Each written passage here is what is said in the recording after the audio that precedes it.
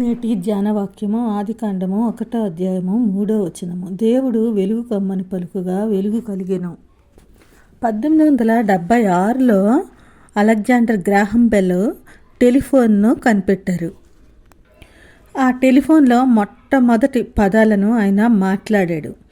అతను తనకు సహాయకంగా ఉండే థామస్ వాట్సన్ను పిలిచి, వాట్సన్ ఇక్కడికి రా, నేను నిన్ను చూడాలనుకుంటున్నాను అని ఆ ఫోన్లో మొట్టమొదటిగా మాట్లాడిన మాటలు. అవి కొంచెం అస్పష్టంగానే ఉన్నాయి. వాట్సన్ గ్రహం బెల్ చెప్పింది విన్నాడు.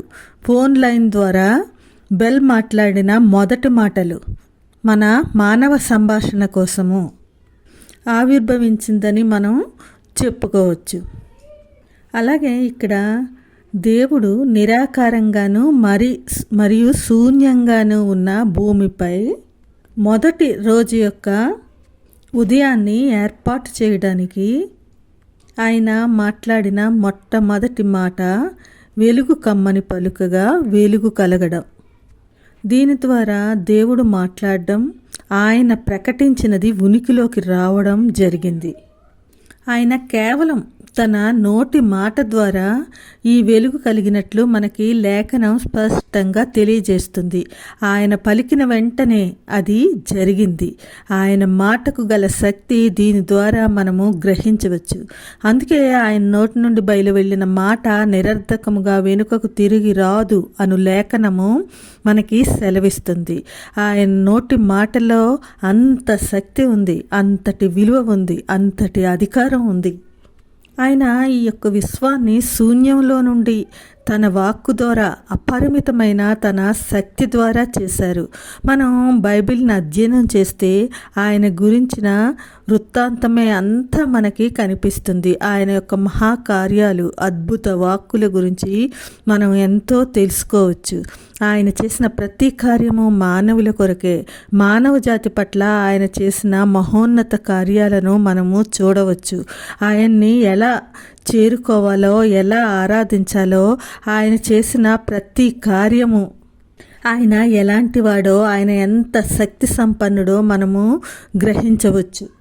నిజంగా ఆయన మాటల్లో ఉన్న ఆ శక్తిని మనము గ్రహిస్తే ఎంతగానో మనలను నిరత్తరులుగా చేస్తుంది. ఎంతో ఆశ్చర్యకరంగా మనం వాటిని చూడగలం. ఆయన వెలుగు కమ్మని పలకగా అది వెంటనే వెలుగు ప్రకాశించడం మొదలయ్యింది. ఆయన డిక్లేర్ చేశారు. అది పీటర్ క్రిఫ్ట్ అనే ఆయన దేవుడు కేవలం మాట్లాడాడు, అది జరిగింది అని అంటారు. అలాగే ఆయన వెలుగుని సృష్టించినప్పుడు అది మంచిది అని కూడా ఆయన చూశారు. ఎవరైతే యేసుని విశ్వసిస్తారో వాళ్ళ జీవితాల్లో ఈయన యొక్క మొదటి మాటలు శక్తివంతంగా కొనసాగుతాయి.